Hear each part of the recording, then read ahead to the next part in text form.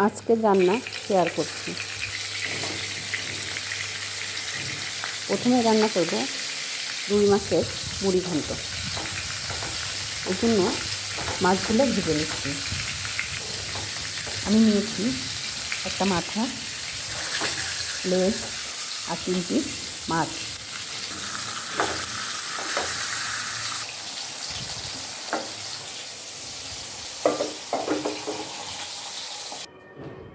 প্যানে তেল দিয়ে গোটা মশলা আর পেঁয়াজ কুচি ভালোভাবে ভেজে নিচ্ছি। দিয়ে দিয়েছি বাটা মশলা, গুঁড়া মশলা।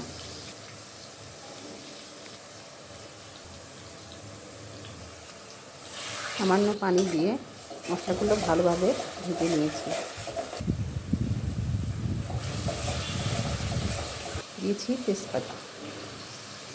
আগে থেকেই ডাল সেদ্ধ করে রেখেছিলাম। এখন মশলার সাথে ডালটা ভালোভাবে কষিয়ে নেব।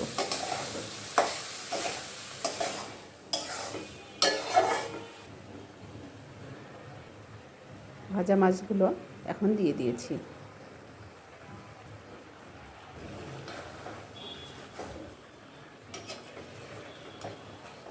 এখন ডালের সাথে মাছগুলো উল্টে পাল্টে দিয়েছি।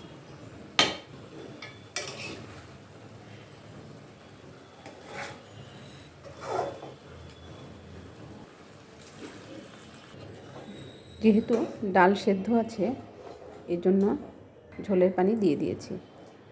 দিয়ে দিয়েছি একটা টমেটো, লবণ, কাঁচামরিচ, সামান্য বেরেস্তা, ধনেপাতা কুচি, সবশেষে ঘি। হয়ে গেল রুই মাছের মুড়ি ঘন্ট। এখন দ্বিতীয় রান্নায় চলে যাব। ফুলকপি, আলু আর টমেটো দিয়ে পাবদা মাছের ঝোল করব।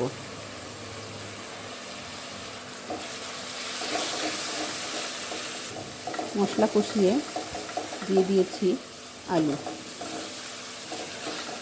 আলু একটু ভালো করে কষিয়ে ফুলকপি দিয়ে দিয়েছি।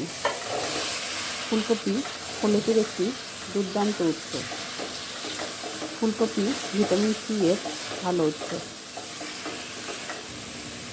যেহেতু ফুলকপি শীতের সবজি, তাই এই শীতে বেশি বেশি ফুলকপি খাওয়া উচিত।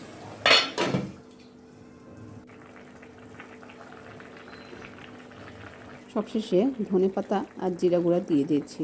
হয়ে গেল আমার পাবদা মাছের ঝোল। সবশেষে ভাতটা রান্না করে নিয়েছি।